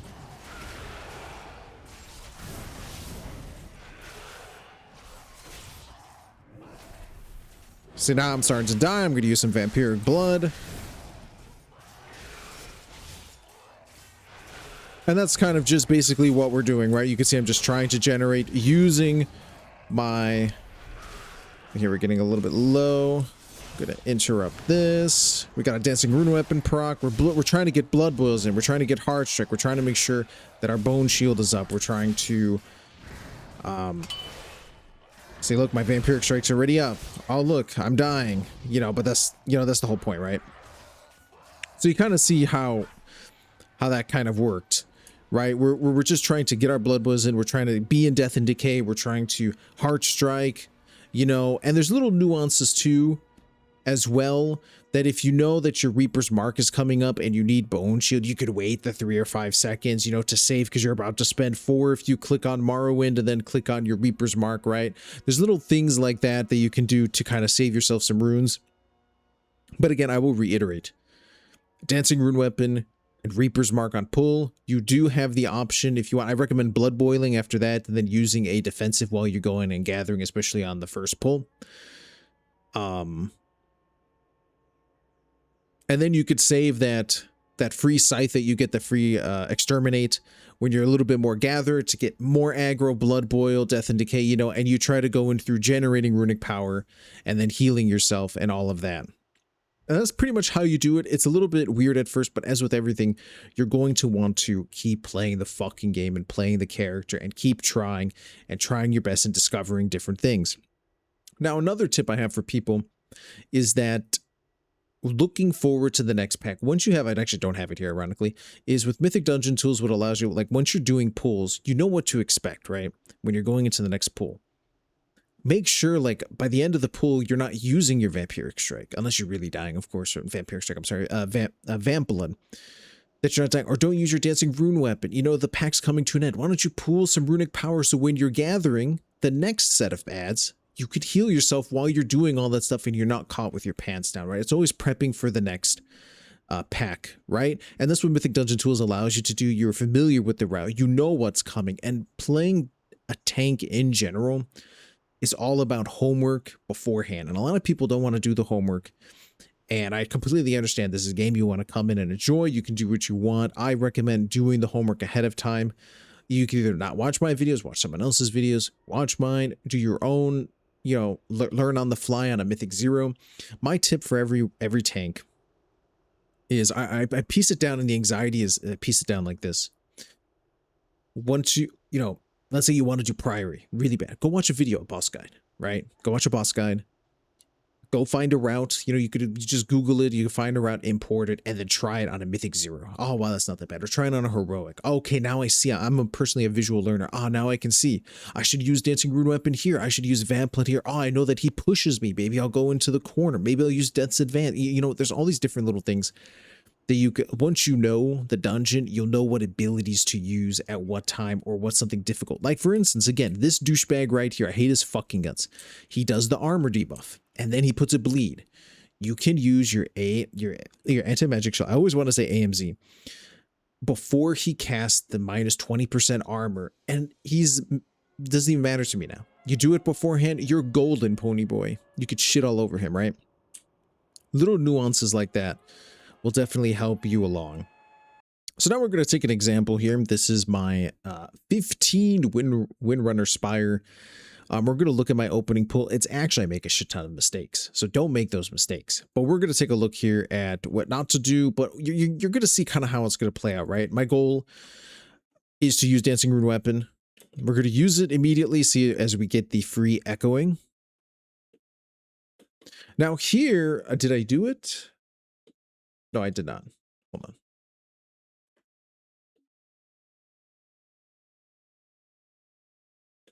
Oh, I interrupted. Okay, I'm sorry. I swore that I used Death's Caress, and you don't need to at the beginning of the pull, I believe. Because, again, you have Dancing Rune Weapon, you're going to use Reaper's Mark, you're going to be there, and you have a free Scythe. You can immediately get to 12 and not waste an extra rune on Death's Caress yet. You don't need it. So here I use the Scythe. What I could have done is, I don't think actually I didn't even Reaper's Mark. So then again, problem. We Dancing Rune Weaponed, we didn't Blood Boil, we wasted the Scythe. So what should we have done? We should have Dancing Rune Weapon, walked up, Dancing Rune Weapon, Blood Boil, Reaper's Mark, I'm going to plant my Death and Decay here, which is fine. We could have used the Scythe here now, and we're going to pull this guy over here. Now, here's where things are starting to get kind of bad because, as you can see, I did not use a defensive. So if I used Icebound Fortitude, I would have taken way less damage. Right? And right here, we should have healed. Maybe we should have placed Death and Decay here. We should have placed it more over here. Again, a wasted rune. But overall, you know, we're popping Lust, or we're going past it. I use Vamp Blood to get over it. And now we're using Reaper's Mark. Again, we should have used, watch, we should have used Dancing Rune Weapon here, which we did. We should have immediately Blood Boil, just so you know your Dancing Rune Weapon will mimic you when you Blood Boil. So if they're out of range, right, if they're out of range, should have Blood Boiled, walked up, Reaper's Mark. Would have had enough bone stacks. Then we should have more been over here. We could have used more speed. We could use Death's Advance, walked up, Blood Boiled. Again, then maybe here, since we only ran over 2, we should have used Icebound Fortitude.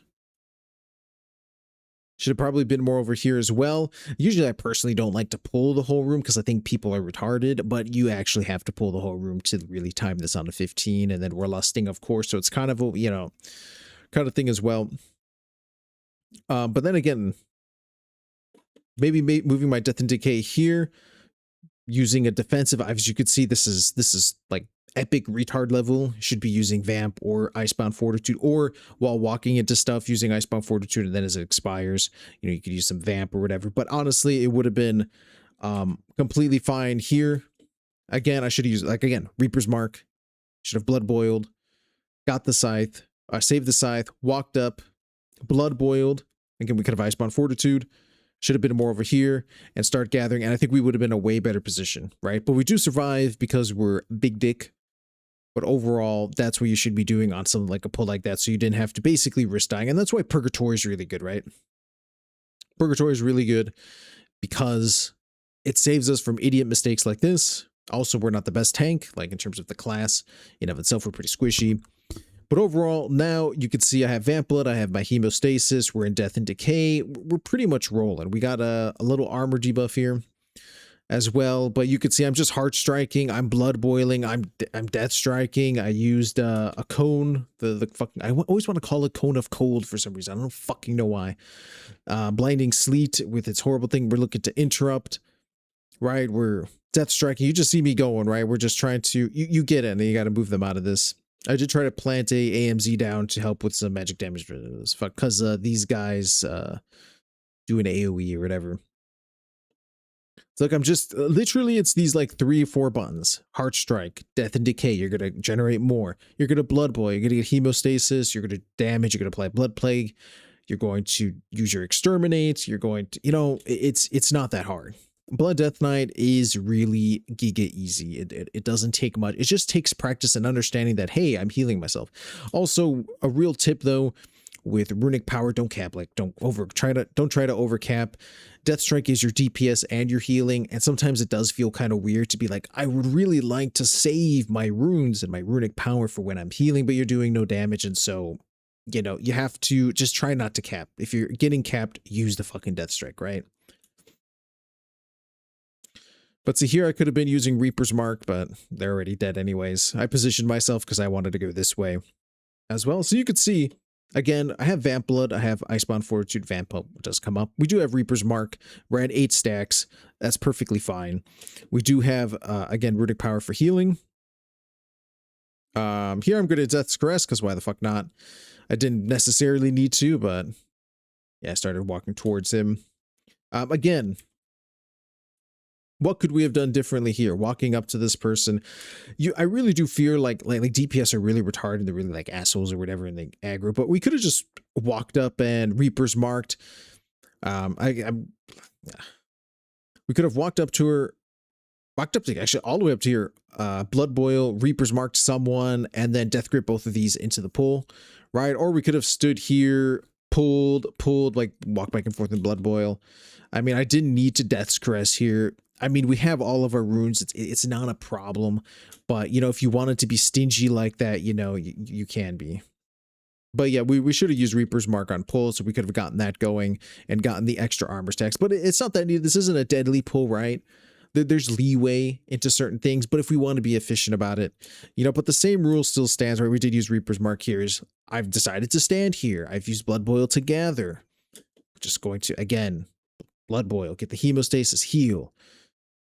You know, you could try and go back and forth. Sometimes you won't be able to get the benefit of the hemostasis on the death strike. It's okay. You want to try and maximize it, but some things you just got to heal, right?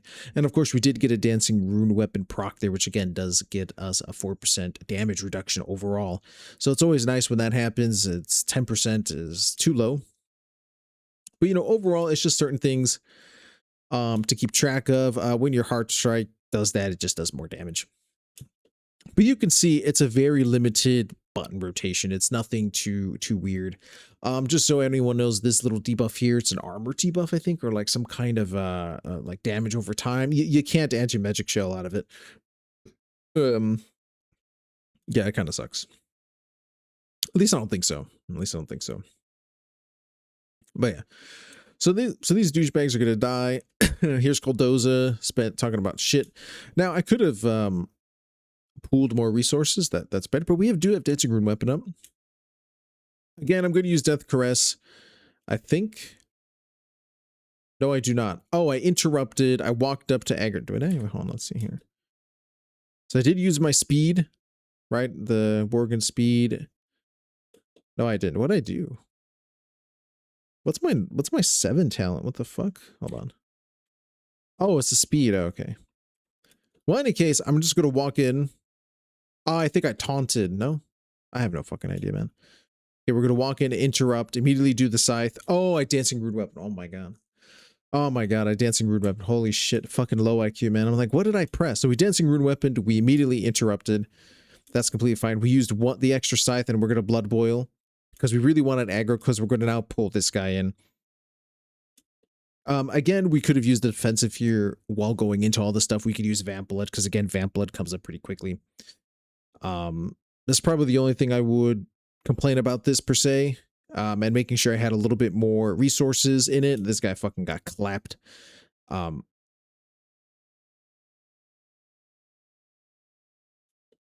yeah. That's about it. You know, and then again, it's the same rotation. So you kind of get the whole shtick of this, right? Another tip is with Gorfine's Grasp, make sure that when you're the target that you selected for Gorfine to put all of the mobs on can be silenced. I don't know if I think it's still a glitch. I'm not sure. But let's say a boss spawns ads, right? We'll just use this example. Let's say the boss spawns ad. No, the boss is not a bad idea.